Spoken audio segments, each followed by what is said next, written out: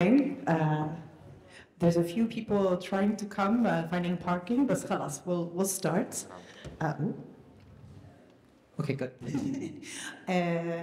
It's really, I haven't been back to Cairo or Egypt in like 10 years, so it's an honor to be here, and I am blown away by the community. And it means a lot to be here because as one of the mentors of the Arab documentary photo program, I'm assuming I'm going to talk based on the assumption that everyone here is a photographer, whether an artist or photojournalist, and that there's some curators as well. But I also want it to be very informal. So if there's any questions, please just raise your hand. Let's keep it casual. But I'm going to do kind of a behind the scenes on the assumption that we're colleagues and we're all struggling in this crazy field to get ahead. So please, again, very informal. But as how many of you know about the Arab documentary photo program? How many of you have applied? You'll feel good to know that I personally know 2 or 3 people that applied 4 times before they made it. We, as the mentors, of course, we have the amazing Randa Shaf, fine Egyptian Palestinian, Eric Godesman, Peter Van Agmal, and myself. We were never on the jury, and just so you know, this year we're going to take a 1-year pause because we are making a revolution in the program. We're taking it even further. So there'll be a 1-year pause, and you can apply next year. But if you have any questions, reach out to me on Instagram, please. But what we found over the last 10 years, it's been 10 years of this program, and in Egypt specifically, there is a revolution happening. I should use that word carefully here. There's a visual, positive implosion of very creative photography. And I think that Iran was ahead of us in the visual field of photography, telling darker stories, but hiding it behind art. And I think the Egyptians right now, some of the finest photographers, they're really ahead of the game of the rest of the region. And they're also taking care of each other. And there's just this vibrant community, and this is just a testament to that. Without further ado, I'm going to go into my presentation. So, this portrait, that's my father, Allah yarhamu, in the middle, my aunt, and my young uncle, who's now a nuclear engineer. This was taken in a studio in Amman in 1967, a particularly poignant year. I'll go ahead. Why do I put this picture? And this is also me with my grandmother and grandfather. And this was a few months before I left Jordan. So I am half Jordanian, half Texan. And when my parents divorced, I left. This is why أنا بحكي عربي بس I'm very shy in public, so I won't do it. But why do I show this? Because I find we are taking, no matter what, I really find it irritating when you meet photographers who say, oh, I'm shining a light. That's such a neo-colonialist term. And at the end of the day, you are taking, someone is giving you trust, and it's very precious. And so you share of yourself as well. So I always explain, who am I? What is my intention?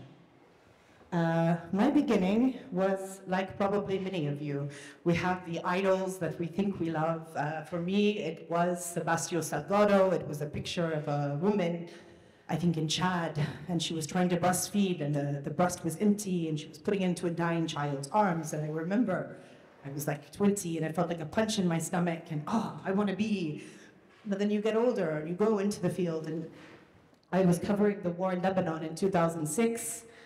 And I was very angry. Angry, of course, not only by what I was seeing, but angry by the lack of control of narrative. Is when I would send pictures to the wires, I would see what pictures they would choose. I would see captions edited. I didn't feel I was telling the story of what I was seeing. And I made a vow at that point that I would never work at that degree of conflict unless I had a degree of autonomy, whether it was a magazine assignment that trusted me and gave me the money to operate. So this was the war and the assignment that made me take a pause for a year from photography. I did a master's at SOAS. narratives, counter-narratives. And to be honest, what some people in our region don't understand, I mean, I don't know, maybe you've had parents being like, why are you doing this? Or people who are like, oh, you're a photographer, me too. Here's pictures I took of my cats. It's not, but for those in the know, for this growing community, this is one of the most intellectual fields. And right now, I think a lot of people get hung up. I'm a fine art photographer, I'm a commercial photographer, I'm a photojournalist. We're post that. I think that the most exciting field right now is documentary. And documentary is in a revolution. Rihab's work, which I'm sure many of you have seen, and her book launches tomorrow, she has pushed the boundaries. So documentary is now using psychotherapy, theater, graphic design, because the traditional means of telling a story isn't enough. And in our region, we have so many restrictions to telling our stories. But in a way, I find that because of this, we are making some of the most compelling, complex political work in our region, because we are telling stories that have a direct connection to a colonial past, a great-grandfather who was killed, humiliated, imprisoned, etc. And so we're telling more complex narratives. So I think that our traditional path of photography that blocks us, whether it's a checkpoint or a prison we can't access, whatever it is, I think that it is making us go min taht li taht. We're doing more compelling stories. So, these are the questions that I ask when I'm doing any project. For me, what compels me is political photography. So I'm a Jordanian, but I'm a minority, I'm Circassian. Our story is wiped out. Nobody even, at least with the Armenians, they're sort of our cousins. People know who the Armenians are. Our story, no one knows who we are. And so that really hurts. And so I've, in recent years, been questioning what brought me to Palestine. I'm not Palestinian, I'm Jordanian. Why? And I think that once you start to question your motivation, why you're telling stories, then your work is going to go on a deeper level. And for me, I understood what brought me to Palestine. I got married, I have Palestinian children. I've devoted the last 16, 17 years of my life to storytelling in Palestine under occupation. Why? And I realized because what my talent is narrating. And our story wasn't narrated and we're forgotten. And so that is my motivation and why I focus on political photography. So, again, we're all chasing, we're trying to work, we're trying to survive. And it's actually worse than it's ever been economically in the editorial market. On the other hand, we have platforms, free platforms that we can make impact and circumvent the traditional gatekeepers. So for me, it was only when I deviated. I was doing what all the other photographers were doing, chasing the same stories. But you can't compete with a budget from the New York Times magazine. You can't compete with AP, who's going to have 10 photographers at a major event at every single angle. Don't try to compete with them. Your talent, especially if you're telling stories in your community, or you are a guest of a community, but you've worked to gain access and become part of that community respectfully, your talent is going to go, again, finding a unique entry point in, taking that time that the AP photographers and the others won't have. And that's what's going to differentiate you. And it was this project, Occupied Pleasures, and it was actually Manoush Dagati. He was actually an AP Iranian photographer. He was here because I think he was the head of, sorry?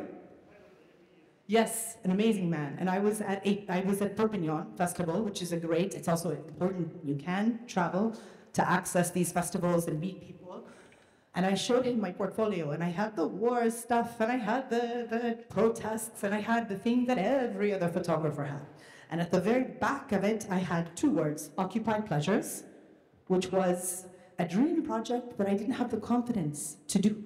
Really, this is also about confidence, how we break out and do something different. We have to start to trust our gut.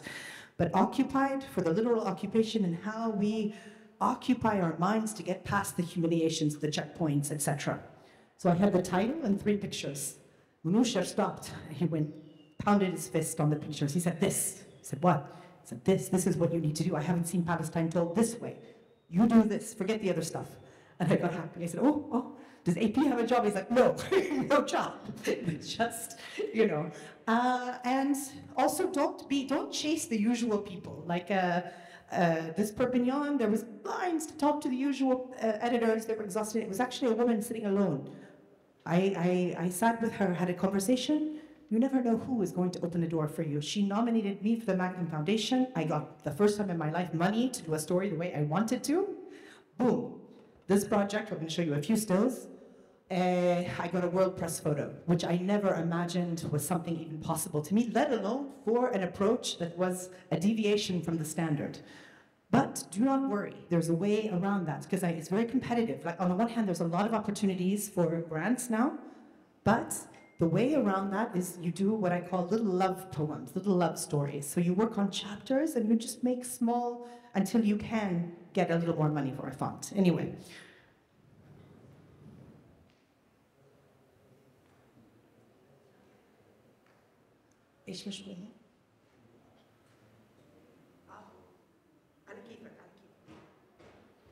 Sorry.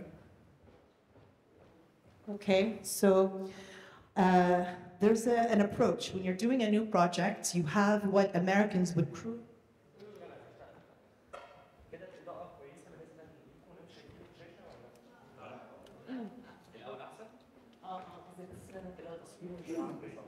So when you have, you need to find the thing that drives you to inspiration. For me, it's a title. When I have a title, Wahyat Allah, I see the whole project. I see the book, I see the exhibits, and if you don't imagine what the book is going to look like or what the exhibit is going to look like, that's what's going to move you. So first of all, for me, it's a title. But then when you start working on it, people get so afraid because, oh, it's bad, it's bad. Everybody, it doesn't matter. I've seen Magnum photographers start projects, and I can assure you, there's crap images. And that's what it's going to be. You're going to work sort of traditionally photojournalistically until you find your voice. The key is, when you find your first image that proves your thesis, that says everything that you want. So for me, it was this picture of a woman leaving Gaza in a tunnel with flowers. And I was shocked. I was like, where are you going? And she said so casually, wedding in Egypt.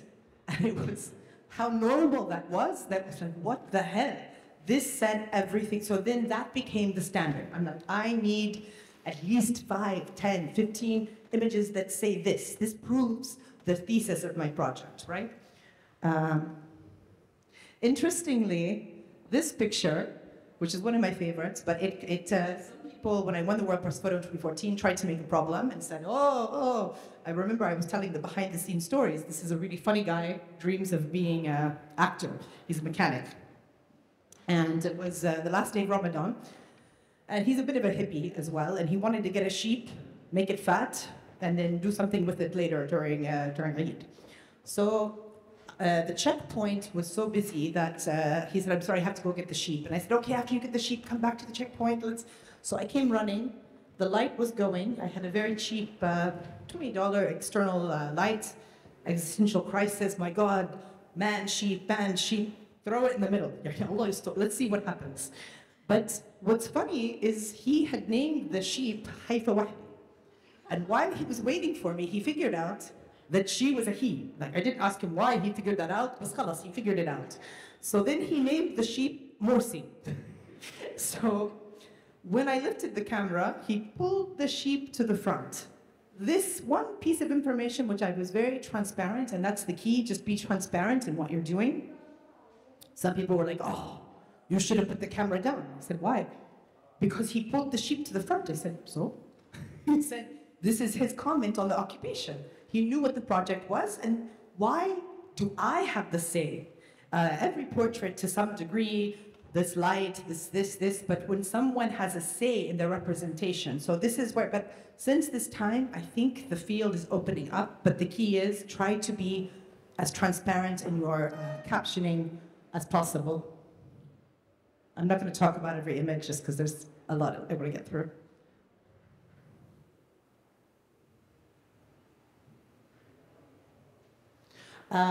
So I don't know how many of you follow representations issues in Palestine, but this example is one of the most illustrative.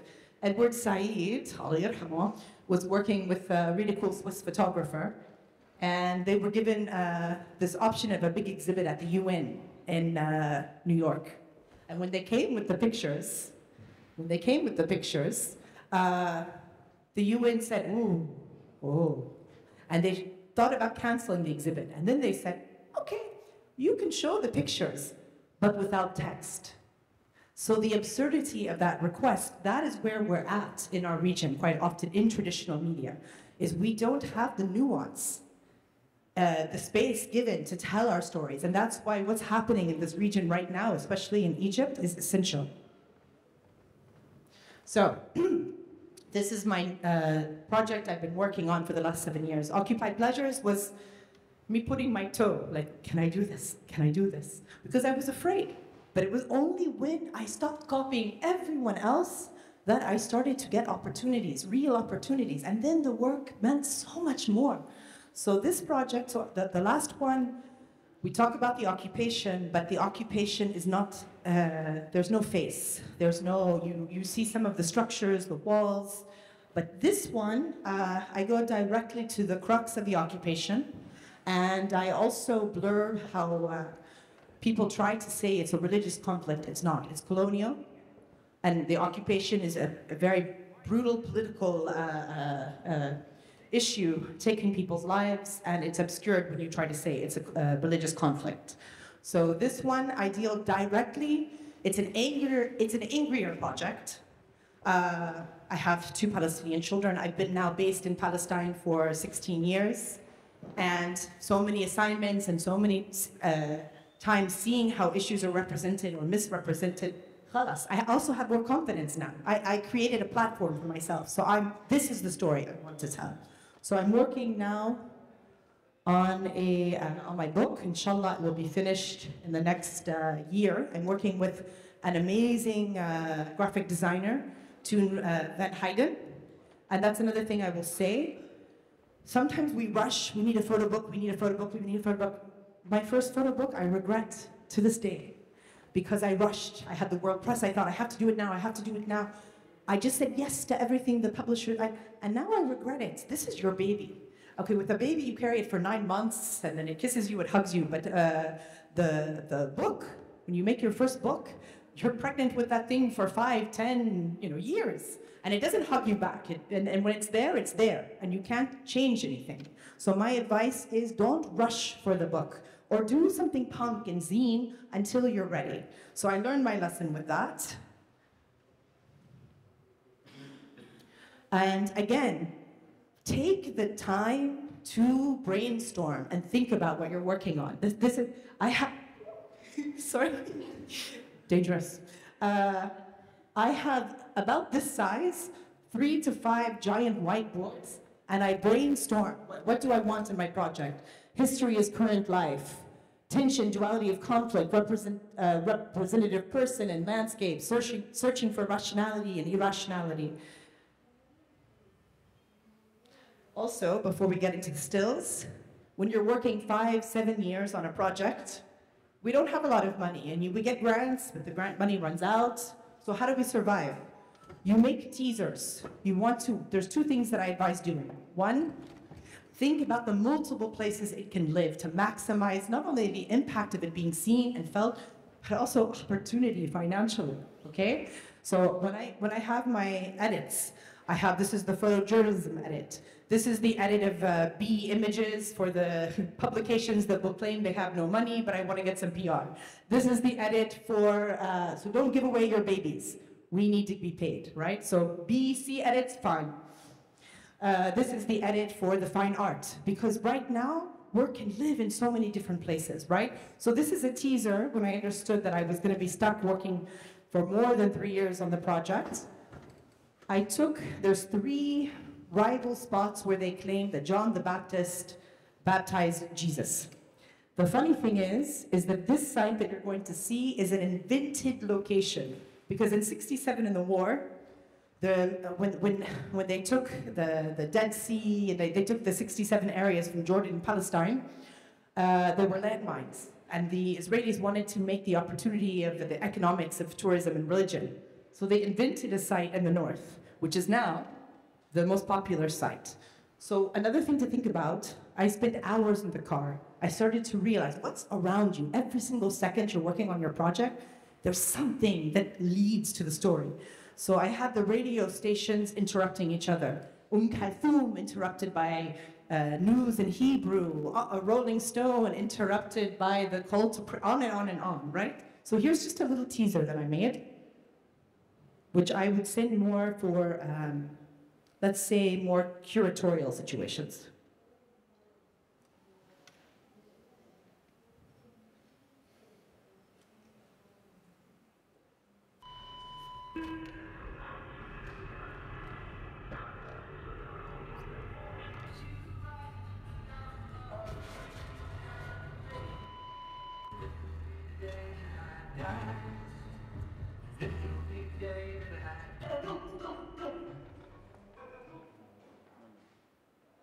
Oops. So now I'll go into the stills. Can I go back one?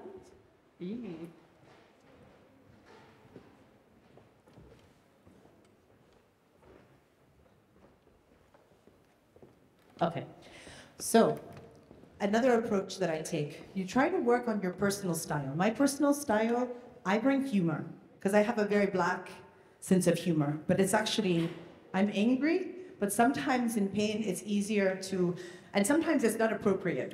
You're dealing with a child who's been killed, that's not the place for the black humor, but in general, that's my style, that's my approach. And I also love short stories, literary short stories, and the way that I see photography, I experience an image or a piece of paper or one written word or a sentence, sound. I see it all the same. It's all just elements to create an emotive, intellectual experience. And so for me, I try to play with metaphor. And one single picture is like a single short story. So for example, you can read your own take into this woman peering out from buildings on a wall. This is the first new Palestinian city. This is in 1948 area, inside, a giant festival. It's one of the giant Orthodox Jewish festivals in the world. And one of the other things that I play on is the ease with which Israeli Jews have access to nature. And you can see how they're represented in the ease of which they access land. And then you juxtapose it with how do I photograph Palestinians? They're in much more cramped spaces, and quite often they're also shy, and they want to be photographed in their home because there's no place they can get lost in nature to be photographed. This is there's a pregnant mother, it's a trick of the eye. There's a pregnant mother behind this young girl, and in Aida refugee camp, it's the world's most tear-gassed civilian population, and the mother had two spontaneous abortions from the tear gas, and she wanted to try again. So again, quite often, I don't know how many of you have worked for NGOs, and they're obsessed with the idea of women. Oh, we have to get the Arab woman. Oh, a woman in hijab. Oh, and they're obsessed with it. And it's like, you know what? If a woman doesn't want to be photographed, khalas, don't push it. And I find it a bit rapey, frankly. And quite often when they push it, you're not getting anything that compelling. Like, I can't tell you how many NGO assignments, because I refuse. And then I've had people come and say, oh, look, I got this Bedouin woman making bread from behind. Like, oh, wow, that's such a great picture, bravo. And you made her uncomfortable for it. Mabruk alayk, yani. So you can,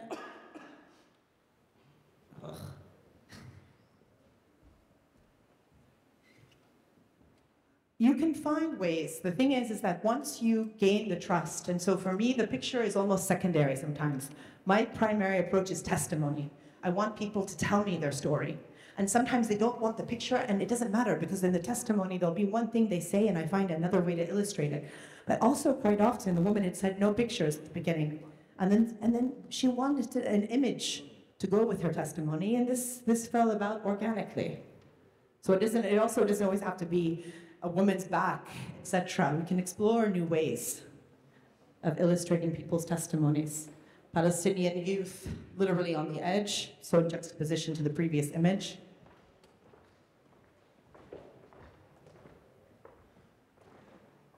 Another short story. This is a youth from Hebron, a refugee camp in Hebron, and he's obsessed with the Dome of the Rock, and he's a student, and he's constantly building models, and he managed to sneak once and pray in Al-Aqsa. But you see, it's photographing an image and leaving a bit of metaphor and possibility, so you can imagine the story behind it. This is from Beta. Gazan refugees in Jordan.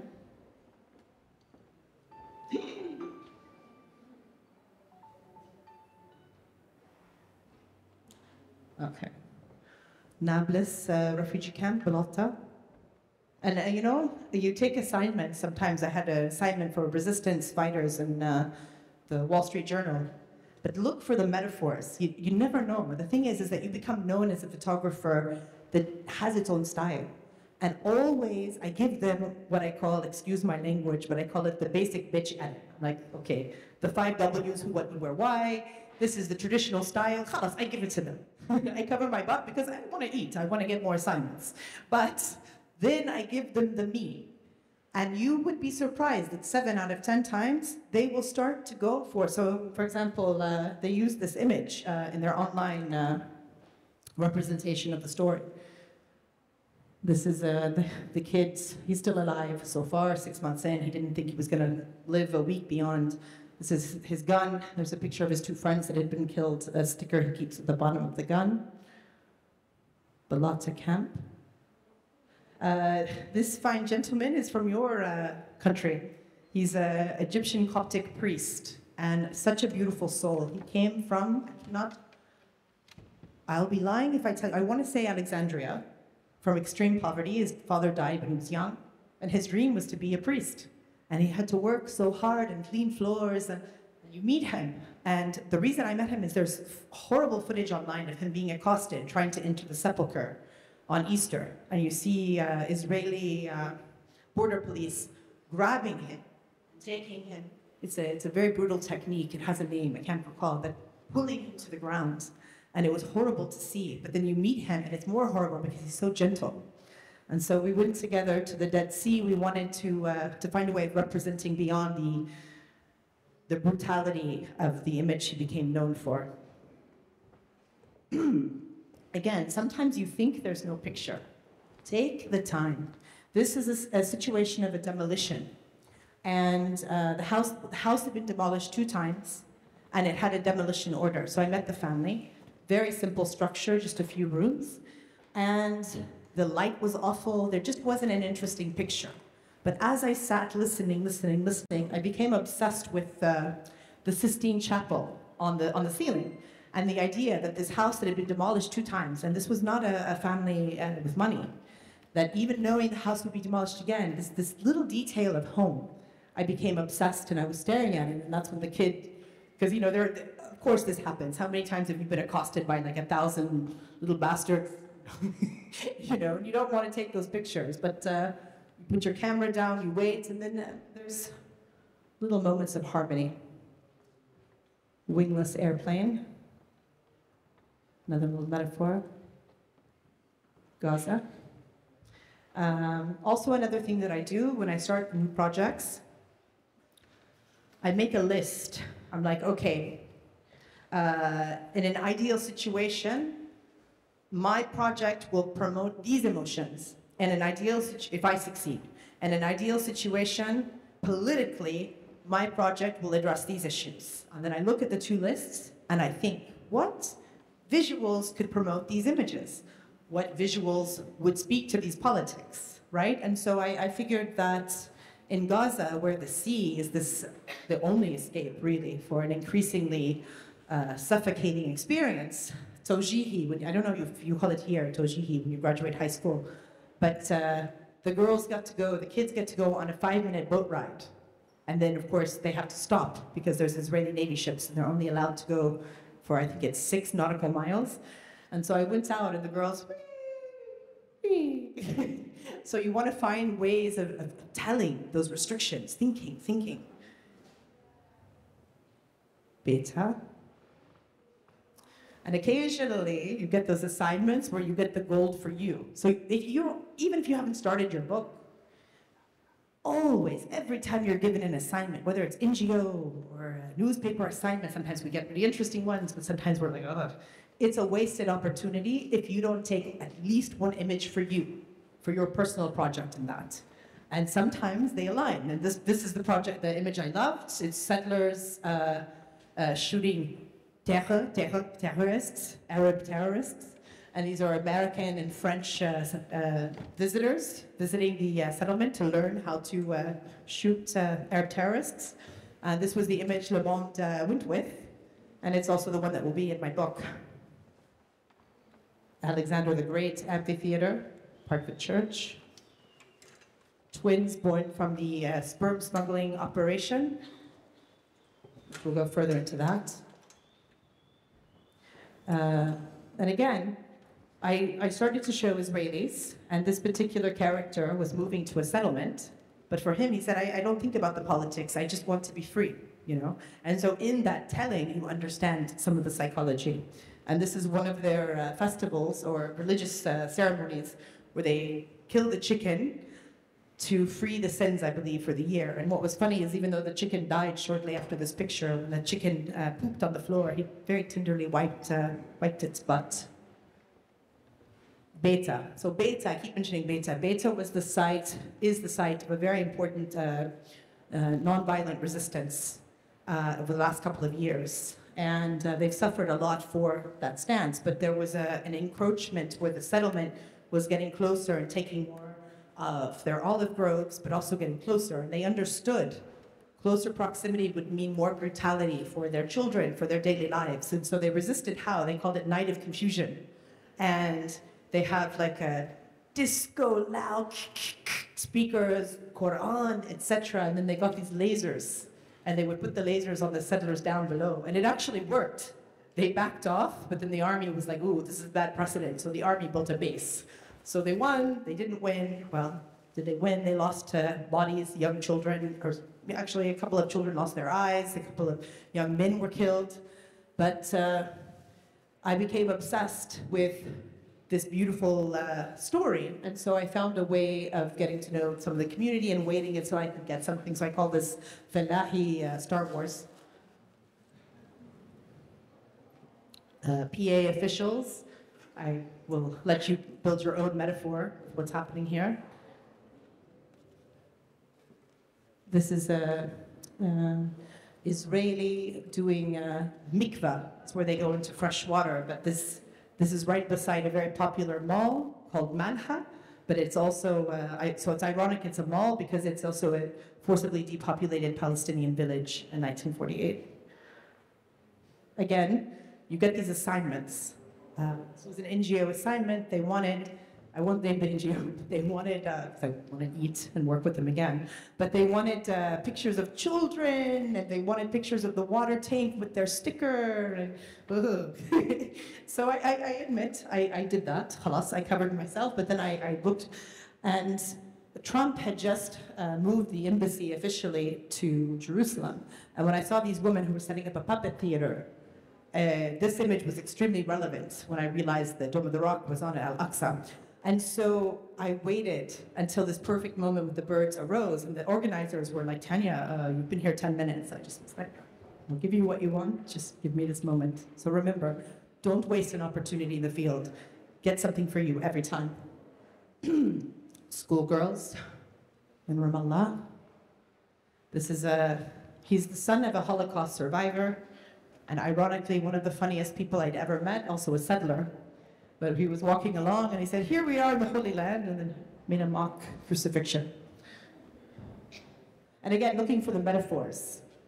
I went to a national park, and when I found this, they built this to hide cleaning supplies in the park. They tried to build it so it blended into the rocks. But I saw a metaphor in there, and the creation of a state and a narrative to justify taking.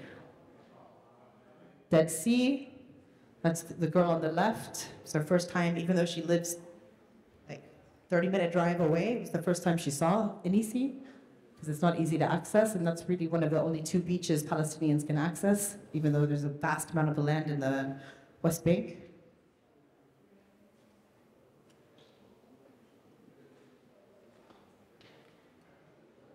Also, sometimes photographs aren't enough.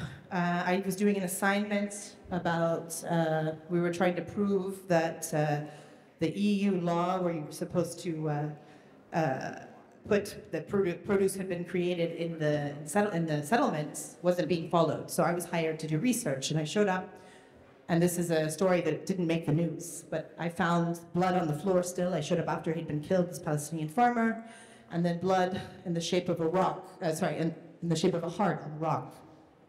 And I picked the rock up, because I took the pictures, but the pictures were crap. It didn't say anything. And so I asked the family, do you want this? Because the blood was still wet. And they said no. And I just thought, okay, sometimes the picture isn't revealed to you then. And then I researched and I found photogrammetry. And this is a way of sort of paying perpetual homage. And again, thinking about the different ways that photography can live. This is something that is not in news assignments, but has been exhibited and used as, and in fact, you could move around with your finger and you're forcibly interacting with this violence.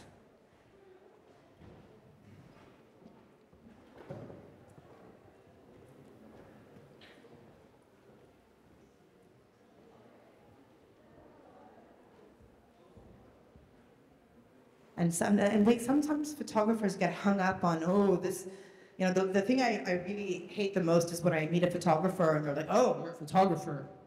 Where do you shoot? Which lens? Which, you know? and I'm like, I don't care. I'm here to tell the narrative, you know? And sometimes if you just have your phone, don't be intimidated. And there's this thing that happens in imposter syndrome. You don't need a giant lens or equipment to tell your story.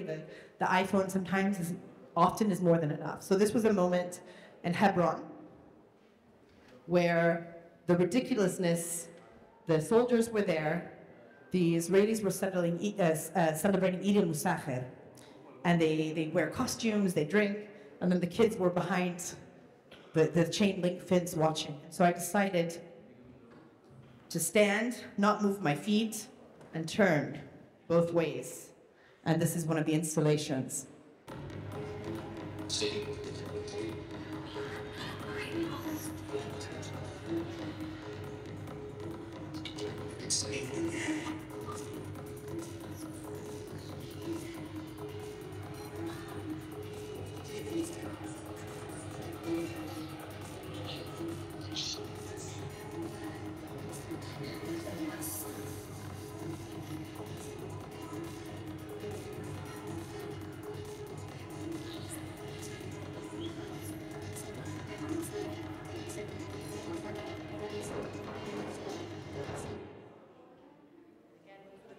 You're editing. One of the critiques I had from the editor, So one of the critiques I had from the editor I was working with, my book designer, was like, Tanya, your images are surreal, surreal, surreal, surreal.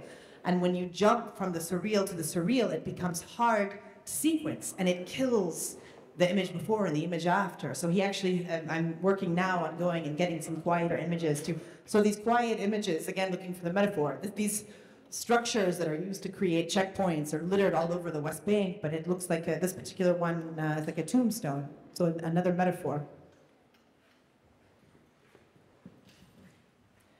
And sometimes the failure is the picture. This is a case of an elderly man in the middle of a cruel, cruel summer, like very hot. And he wanted to show me the site of the Safsaf massacre because he'd been forced to pull, as a young, very young man, dead bodies from the well. And he was like, I'll show you, I'll show you.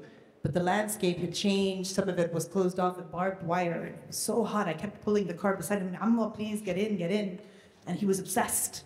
And then I understood it didn't matter if we found the spot. It was his attempt to tell it. So again, sometimes a still picture, so what would the still have been? Like an old man walking? It wouldn't have been very interesting. So give yourself the opportunity to play and experiment, because sometimes a still picture just isn't enough. And again, once you start to diversify, the photos can live in so many different places. And considering what we make and how much time we put in, we want to think about diversifying where our stories live. I asked a psychotherapist that's working with me on the book, what can we do better? How many pictures do we have of children being shot? I mean, there's so many pictures in our region of suffering, but it's not made a difference. And I asked her, what can we do as photojournalists, as photographers? And I thought this really resonated with me.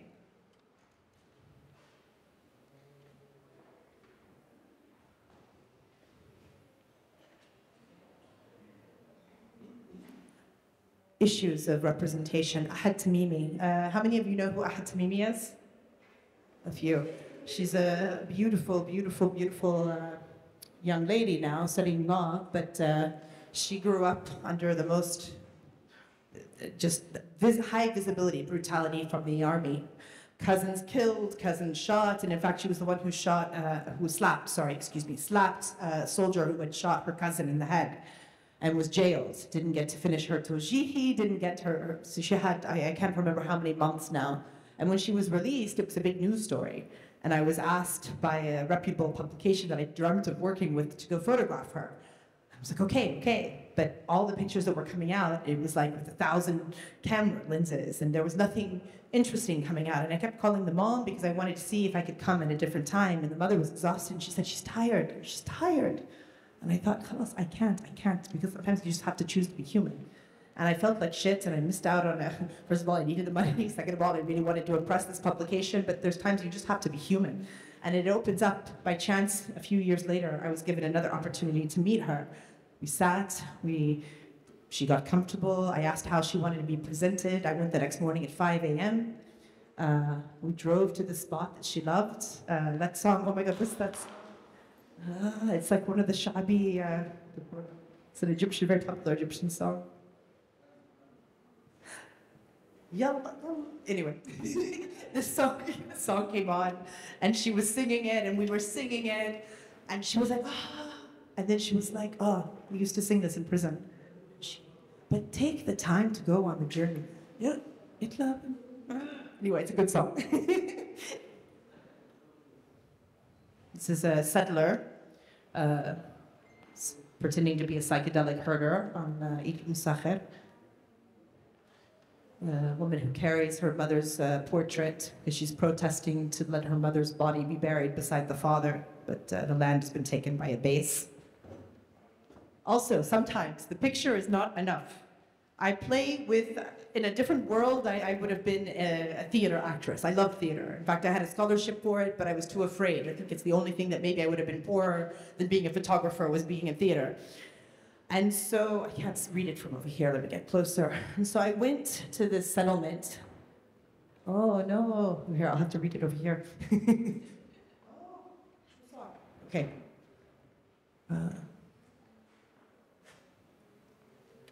I'll try, it's not showing up easily here, but I tried to dress like a settler. This is a special event where Jews from Yemen, it's Sephardic Jews specifically, and they put gold on the baby and then they take it to the rabbi.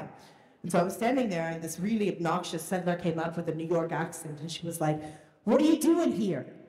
I'm like, "I'm a friend of the father." "You a Jew?" "No." "What are you?" So in fact, I'm Muslim, but I was not going to say that there. So she's like, "What are you?" "I am Christian." "The Muslims have murder in their DNA." Awkward silence. "So let's party." Yeah. So you see, there was no way this picture would have revealed the absurdity enough. So again, don't be afraid to experiment with therapy, dialogue, theater, anything. Feels good on this side. Oh, here's an example of when you're shooting. Oops. Okay. Eee.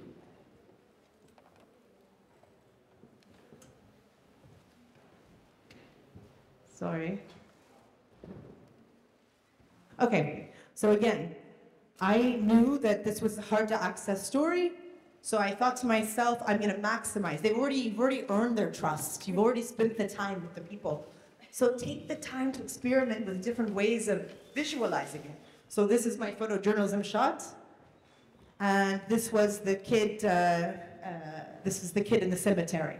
So I thought to myself, I'm going to, again, how can the images live in different forms and venues?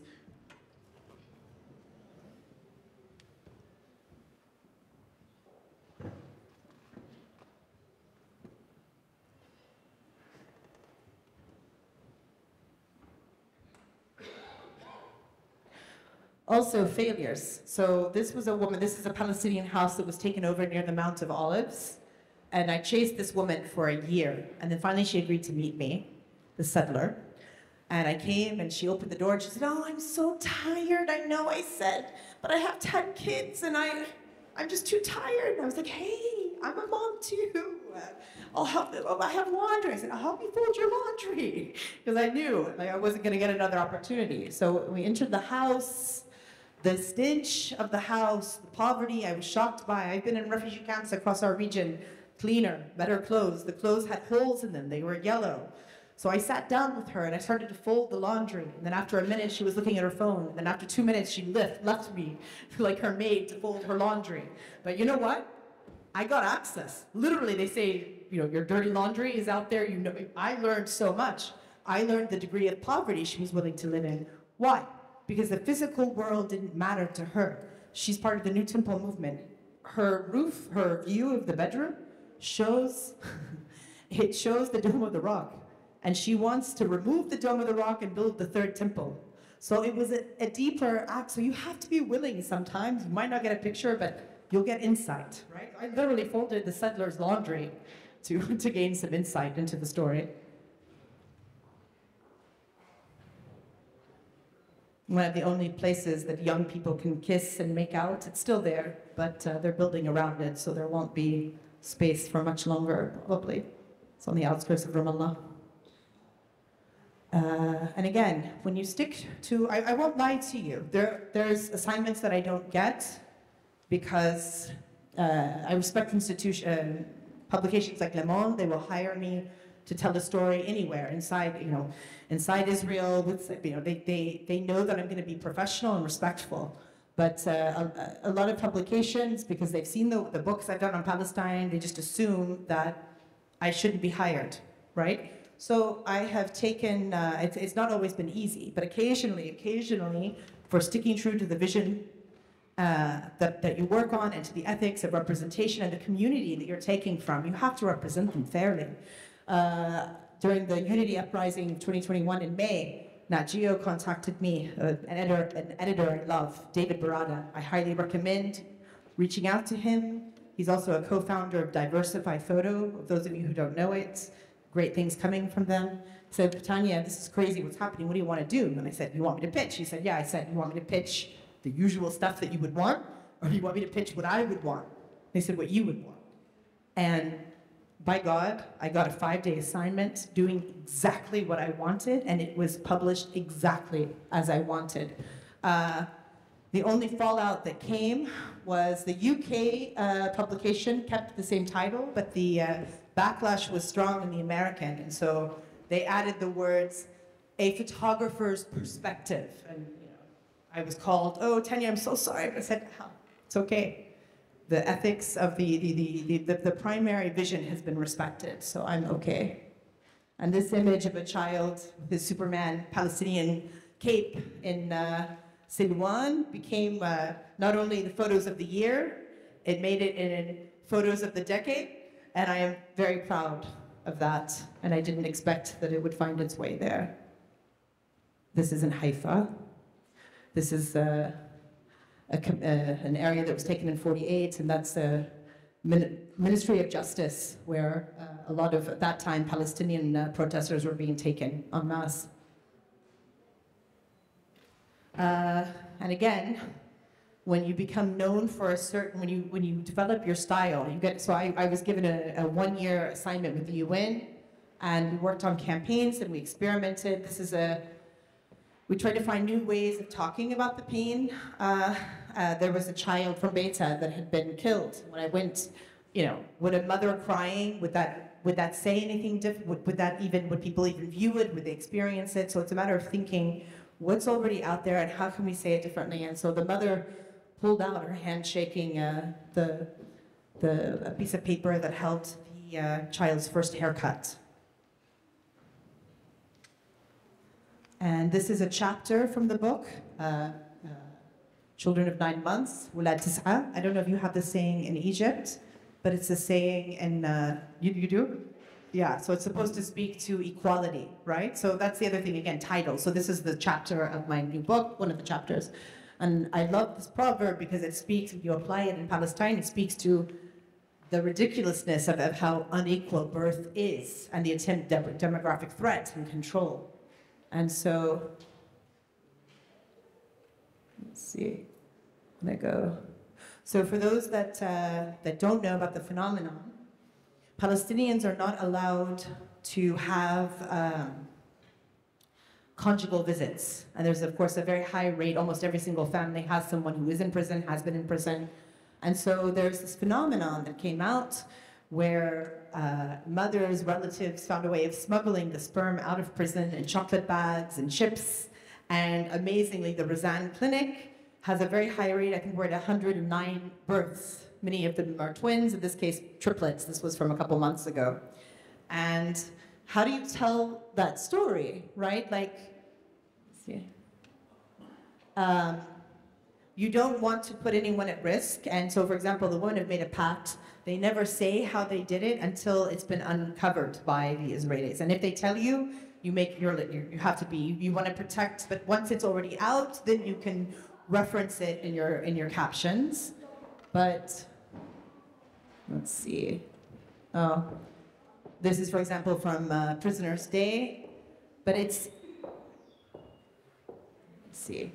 So this is one of, I thought to myself, what compelled me the most was meeting these women and children, because you can't access the men. Occasionally, they would have a smuggled phone, and I would be able to meet and talk to the fathers in prison. But in general, it was the testimony that was more compelling, because the visuals are very limited in the story. But again, sometimes it doesn't have to be the traditional visual that you think it is. And in this case, I was more compelled by the testimonies. I told my husband, even though we did this, you took away the dearest thing to my heart, which is to be an ordinary mother.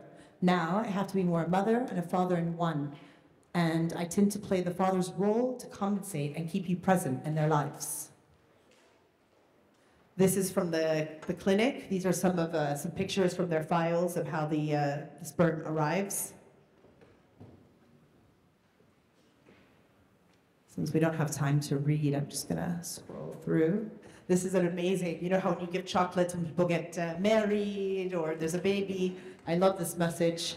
From beyond the bars I came, despite the jail and the jailer. That's Amir. And Amir was born from that specific bag of chocolate. And his mother jokes, that's why he's sweet, that's why Amir is sweet. Amir.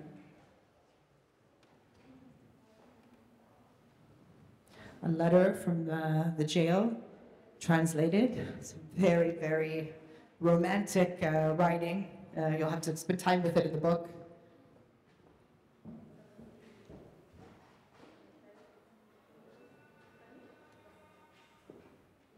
This is a short film. It's a radio show every week, every Friday, where people call in and tell their loved ones, hoping that the fathers or brothers have smuggled a phone or a radio, juxtaposed with the IVF clinic.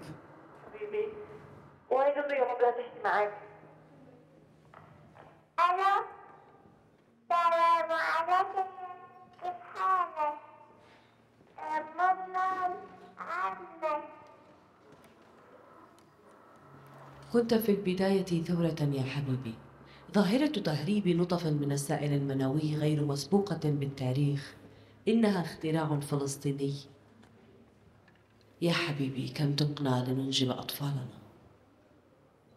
لكن في اليوم 18 بعد عرسنا في إحدى ليالي أيلول من عام 2002 خرج لجلب بعض احتياجات البيت ولم يعد إلي.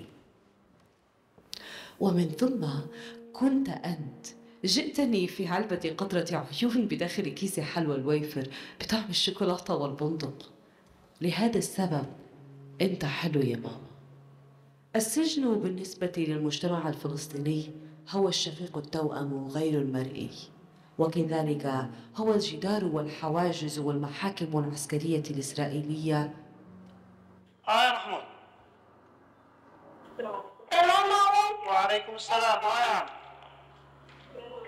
يا نور. يا نور. تفضل يا نور، ما هو بسمعك هسه. كيف دائما هذا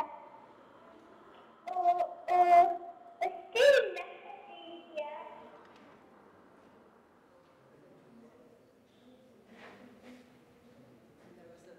There was a fatwa because these prisoners are incarcerated for sometimes life, decades, and so the people in the community needed to support these women. And so the fatwa, the main compliance, they had to have already had intercourse. The husband has to be sentenced to 20 plus years, and the age by the time of expected release is past the fertility phase. So the woman would she would tell the imam in the village and then start to spread the word before they actually did the insemination. And this is a case where the media actually helped.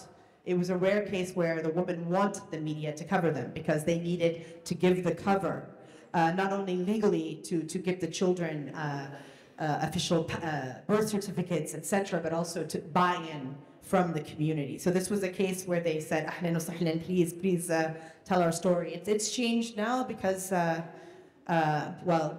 of the prisoners were put in solitary, and there was a lot of resentment for what they managed to do.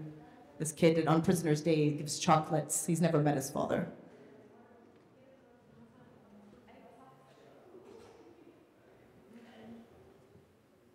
And I think, so installation, again, different ways, let it live in magazines, newspapers, galleries, multimedia spaces, immersive websites. And I think,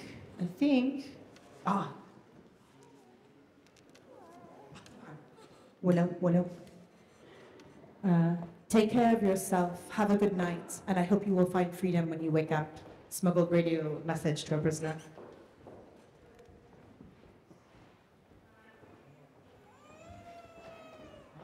There's a baby. Oh, is it Rehab's baby? Is it Aida? When you're thinking about exhibiting, I also think, I always say it wrong, excuse my Arabic, the lafhat hawa, the obsession that Palestinian mothers and grandmothers have, and the fear that a gust of wind gets on the baby, that the baby's going to get tragically sick. So I think about lafhat hawa as a euphemism for the fragility of the baby's body and the fragility of a mother or family being able to protect them under occupation. So I use these blankets in the installation. I've got an exhibit coming up soon. Then you juxtapose it. I went undercover to an Israeli clinic and pretended to be a New York Jew, because you can choose sperm online. I don't know if you can read it here, but you can choose the eye color, the hobby. He likes football. He has green eyes. So I was like, yeah, hi. I heard you have really great technology, and I just wanted to find out more about it. And could you tell me? And they were like, oh yes. And then it was really funny because after I had all the information, I went with the writer. And once I knew he had what he needed, for example, they said we only take sperm from Israelis who have served in the army. Why? Oh, because obviously they're mentally competent, blah, blah, blah, blah. So once we had what we needed, then I played a little bit. I was like, well, what if I want to take the sperm from Israel, but then I want to do it in Ramallah, the Razan clinic. Can I? And so we recorded. So the point is sometimes when you get the traditional thing, then take your time to play. And I think there's so much, but I think I've gone on. This is part of Carol Mansour's new film. I worked with her. I smuggled her mother's ashes to Jaffa. But I think I've gone on long, and there's so much I want to share. But khalas, I'm going to leave it open to Q&A, hopefully. And if anyone, do we have another mic, or should I share this mic if anyone has a question? Would you guys like to take a break and ask questions, or shall I show you a few more things? What do you prefer? Ajab? Okay. Okay. So again, failures. Sometimes from failures come great work. I was given an assignment with the UN because I'd been working with Syrian refugees in Jordan on a personal project. And then they said, we want you to focus on the woman left behind, because it was at the point that there were these horrific images. And I don't know if Cesar, are you here? Yeah, baby. Okay, Cesar, great photographer. did one of the most intimate, respectful projects of refugees on the Mediterranean. So it was during that period that there were this mass exodus and the fragility of usually uncles and fathers and brothers who were often sadly dying at sea or who would make it to Germany and then who knew how many years before they'd be reunited with their families. And so they were like, okay, 2-month assignment. I'm like, oh, money, 2 months, oh. And they're like, you have resources, you have a translator, you have a UN car. I'm like, oh my God, I'm dying. I'm like, oh my God, because I'm used to just taxis, just counting the pennies to get. So, but the thing that I found that I was shocked by was I was very uncomfortable because usually I work for the access and I work for the trust. But in this case, families would see my UN badge and they'd be like, oh, oh, and they would just immediately start telling me their story, but because they thought I was going to help them. And I knew very well that there was nothing direct to that was going to change anything in their reality. So it was a very uncomfortable position. And at the end of the 2 months, the irony is that, so I was looking at the pictures of women in houses with bad lighting and or maybe one window, and I looked at the pictures and I was like, these pictures are crap. They don't say anything to justify these horrible testimonies of what they fled in Syria. And you're looking at these pictures on the sea. Aylan Kurdi, the picture of the 4-year-old curled up as if he was sleeping dead on the beach. Like I just got very depressed. I was like, crap, I failed. And then purely by chance, I was visiting a woman. I had 1 more week of the assignment. And the baby was crying. And the mother was so tired, she couldn't pick the baby up. And I'd already gotten, I don't know if you know what scabies are. What do we call it in Arabic? I'd already, 1 month before, picked up a baby and gotten scabies. So I wasn't going to pick the baby up. I was like, oh, it was killing me as a mother not to pick the baby up, but I wasn't going to do it. And so as the baby was crying, suddenly the mom took her phone and she pushed play on WhatsApp. And it was a lullaby the father sent from Germany. And it was amazing because the baby was like, this, like this. And then the minute that the baby heard the father's voice singing in Arabic, the baby just went, fell asleep. And I was like, oh my God, that's amazing.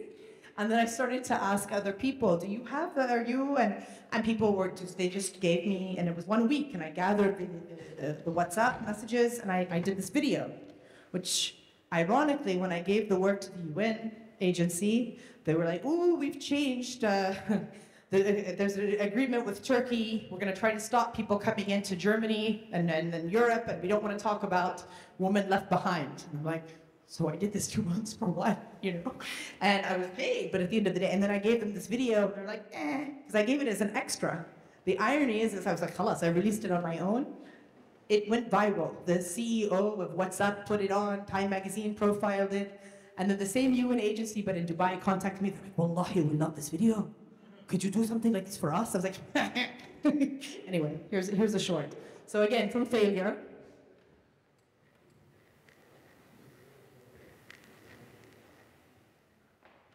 بابا وماما ربوني علموني وربوني يا رب تخلي بابا وماما ربوني.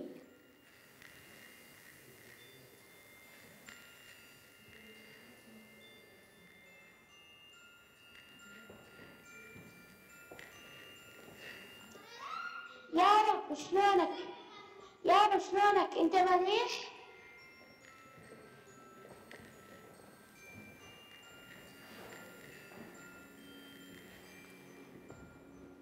مساء الخير يا رنود، كيفك انت بابا؟ ان شاء الله بخير. وهاي احلى وردات الك يا بابا، وكمان بيعطيك بوسه. ها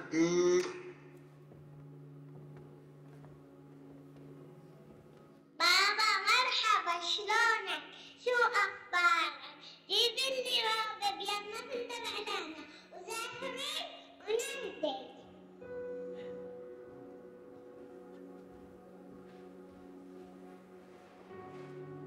كيفك أبي؟ إن شاء الله منيح. شلونك؟ شلون أوضاعك؟ شلون الجو عندك؟ شلون تعمل؟ شو أكلت اليوم؟ والله انا الحمد لله. انت شو اخبارك يا ابني؟ ان شاء الله عم تروح على المدرسه؟ صايره شاطره ها؟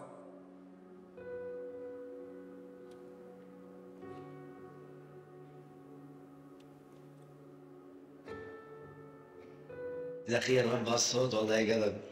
لك ماني يا أخي الحمد لله لأن أمورنا تمام.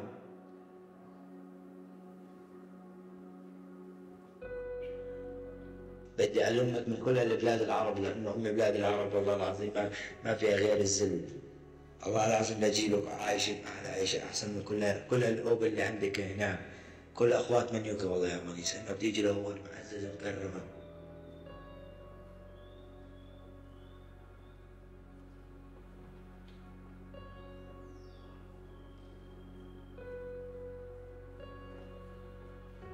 والله العظيم يا محمد مشتاق لك مشتاق أقعد معاك أجي لك الصبحية أسوي لك القهوة بتاعتنا يا ونيس.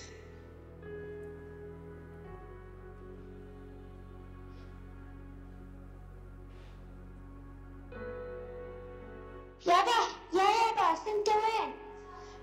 انت وين بتركيا ولا بالسويد؟ وين انت؟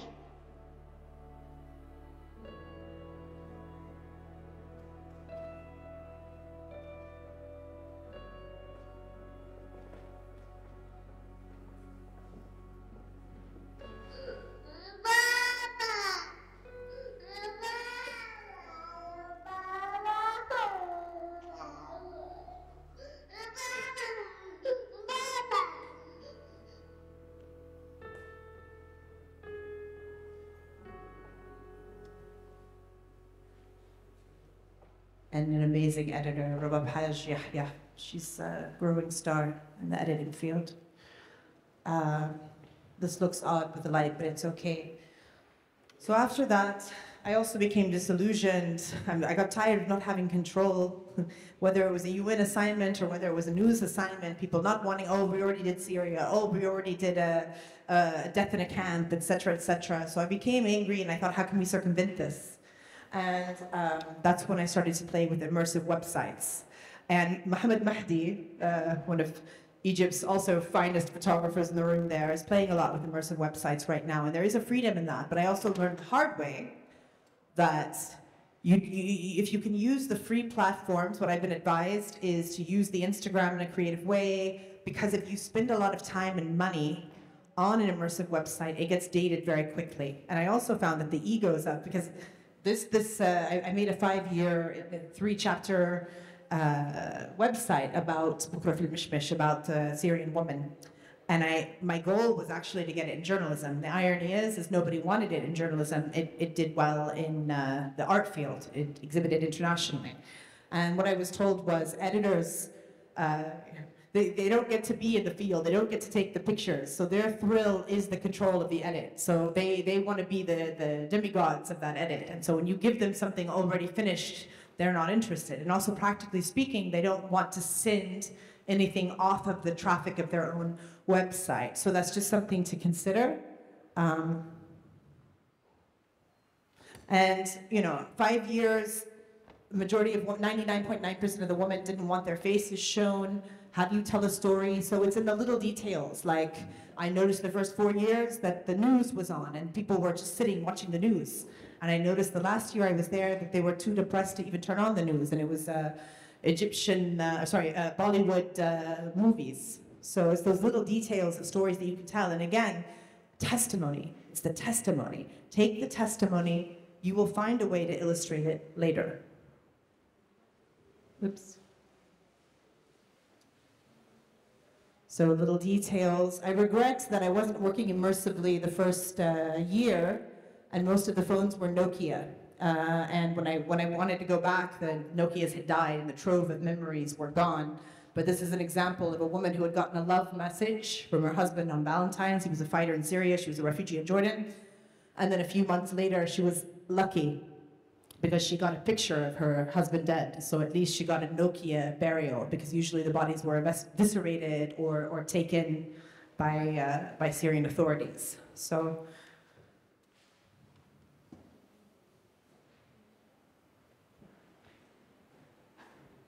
And then sometimes just play. I was listening to this woman who initially did not want to be photographed.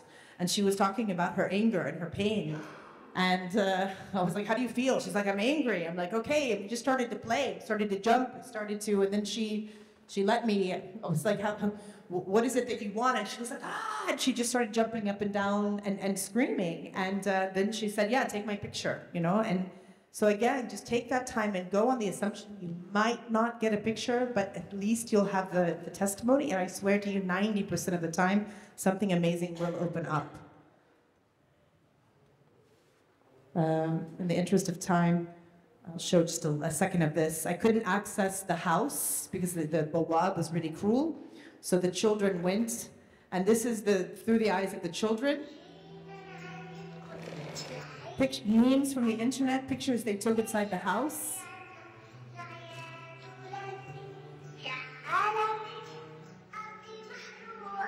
But in the interest of time, I'll go through that. And then at the very end of the website, I have the addendum, which can be used by, my hope is one day it can be something in the ICC, and it's the testimonies from the men.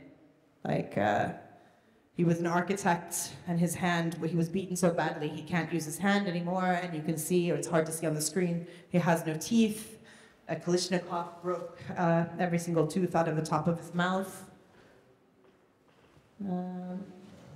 Sometimes we get projects from places like the EU, and they wanted to tackle Islamophobia. And sometimes these projects can just be done to make money very quickly, and sometimes, but for me, I don't work that way. Because again, you're taking someone's stories, you need to respect the time they're given. So I chose France because I don't know how many of you had seen the footage of a woman, I think she was in Cannes, or near Cannes, she was being forced to take off clothes on the beach. And I saw that as a form of rape. So again, personally, I need to find something in the story to make me a bit angry and care. And so this is just a few images. This is a woman making fun of Oriental images, and she was just sort of mocking it. But then we have... These were women who were doing... They were doing the burkini protests. So they would go to the public pools where they weren't allowed to go if they were wearing hijab and burkinis, and they would go and jump in the pool. And so we filmed it like Charlie Chaplin, like making fun of. So again, that's why when you work collaboratively and people have a say in what they're doing, and then the background is the spot on the Seine where in 1961 there was a massacre of Algerian citizens that only recently got a plaque. J'ai 40 ans. On demande de faire des concessions. Et maintenant, moi, en tant que femme musulmane. And then I work as well with children in camps. And what's interesting is, let's see if I can show the video. Oh, here it is. What's interesting is that 5 years ago, if I were to teach any kind of photography course with non-photographers, it would have been a lot harder. But within 3 days, these girls were making their own pictures and stories, because this generation, the visual language right now is its own language, and it's growing. And these girls were able to pick it up in no time and tell their stories. And it was around International Women's Day. So this is one of the videos that the girl made. Check it out.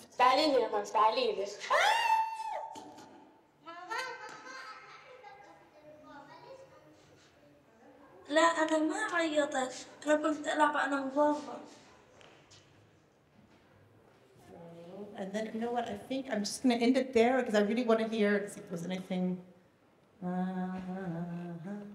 I'll just say one thing. I took a 2-month assignment last summer, and I went back to Texas for the first time in years. It was the first time since 2002 I had done a news story in the US, and I was terrified because I didn't know if I would be able to connect and tell the stories. And what I found, interestingly, was, so this is these pictures are from prom at the high school that I went to. But what I found was what I'd learned in documenting and telling stories in Palestine and in our region, and when you approach people who have trauma, and when you find ways of telling that story in as a respectful way as possible, I found that I was using the same techniques because America, and in particular the community that I grew up in Texas, in Fort Worth, there was so much trauma. And this kid, I sent a message to TJ. He sings, I've got videos of him singing. He sounds like Radiohead, but hip hop. It's beautiful. His twin had been murdered. And so we took a picture in the river to show the reflection of the twin that was taken. But I sent a message to him. I'm like, hey, is everything okay? And he was like, no. And I said, what's wrong? He said, my little brother and sister are hungry and we don't have anything to eat. And my mama is not here, but even if she were, we would still be hungry. So it's, I guess what I wanted to say, what surprised me was, I'm just gonna get to a particular image, the issues of privilege, of who has the privilege, and the issue of this kid, the one squeezing his little brother. He has a lot of PTSD and trauma issues. He was present when his aunt, they were playing video games, and a Fort Worth police officer went in and shot his aunt point blank in front of him. So, that happened, but let's, can I go back? One of the last slides, it's, yeah, the one before. That one, yeah. Push play at the top, please. عادي. خلاص. I think you saw the picture. We can go to the next one. So the kids.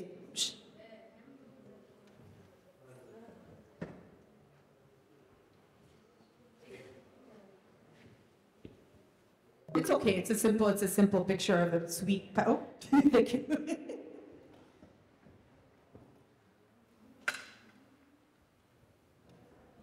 Thank you so much. Thank you. So this is a picture of the controller and the phones of his aunt and the most precious belonging that he has. His mother just died as well. The reason the aunt was watching was the mother was in the hospital and she just died.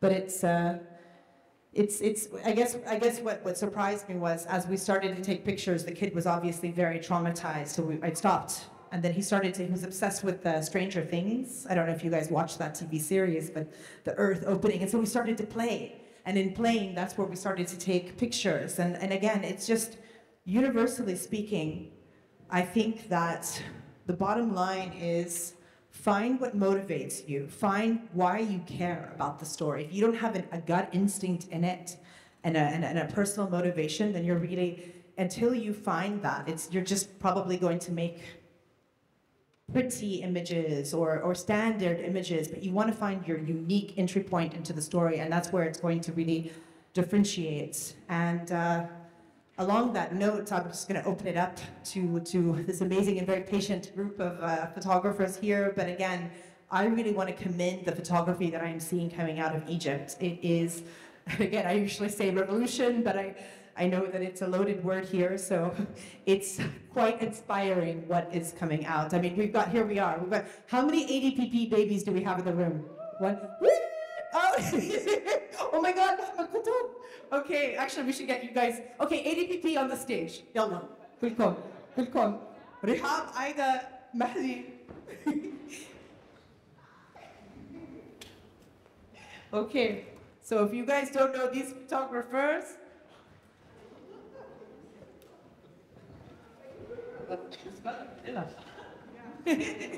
so if there's any, oh my God, we got Libya in the house. We've got, wait, who's missing? Where's that? Yalla, Rihab Aida, ta'al. Where's Mahdi? Yeah, okay. So these are just a few of the graduates, but they're making an imprint on the scene of documentary photography, making very compelling, intimate, unique work.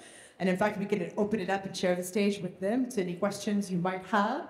And the World Press Photo winner, Rihab. Oh, of course. So if anyone from our beautiful graduate team wants to say anything. Anybody? Any questions in the audience, please? We're all up here, you know, it'd be embarrassing if you didn't ask.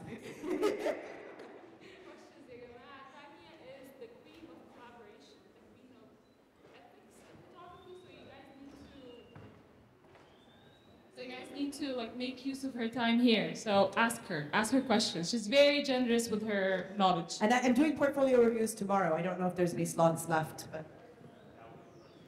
Oh, cool.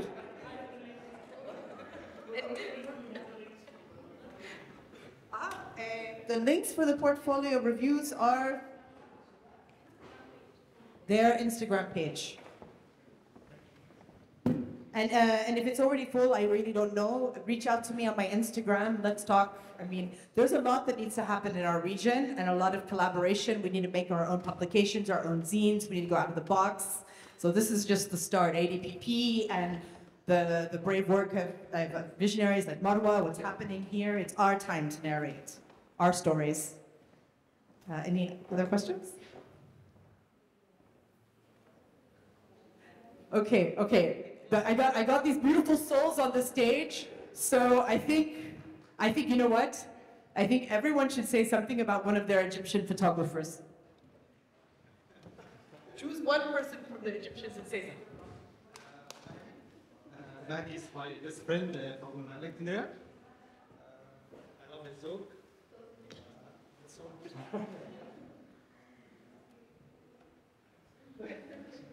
I think also like we have here Nariman Mufti, which is I always learn a lot. Yeah.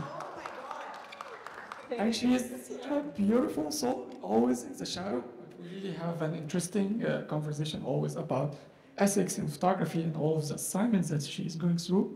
And I think it has been always very also inspiring to me. Yeah. Didn't you win a Pulitzer Prize? You won a Pulitzer Prize? Oh my gosh. And look at her, humble, quiet. Like a good photographer, she's in the shadow, watching. I'm sorry, Nariman, about saying that. I had to say the truth. Yeah, but I think everyone is great. With everyone explored. Yeah. What is happening in photography in Egypt right now? Who wants to tackle that? Is there something unique happening? Are we in a transition? I would say that what she did was her long-term project that she did, and the way that she made it, and like the الخياطة اللي انت عملتيها, so that how it looked like it was like something for me unique, and with the book also that's so nice. So that's something like really like, and the community that you represented was so nice, really, that nobody talk about this community at all, and that it's kind of neglected. So it's so nice that to do that, yes, really. For those that don't know, Egypt's second World Press Photo winner, Hiba, was here earlier today, but an open format, which was a brave new amazing category that allows for innovation, which we're desperate for. I don't know how many of you know how much she's given back to the community she's working with. And tomorrow she has her book launch at 4 o'clock. The book is beautiful, and members of the community, one of them is flying in. But she worked with the community and volunteers and made a health clinic. So that's one of the things, that's the difference. We don't just want to take. We don't want to be parachute journalists. Even if you're local, you could still be an Egyptian and be a parachute journalist. Go into a community that's not your own and take, right? So, anything, I haven't seen you in so long. Anybody else want to say anything? No? Any questions? Thank you. To the friends here, I'd like to present you this trophy on behalf of Cairo Photo Week and Photopia. Thank you so much.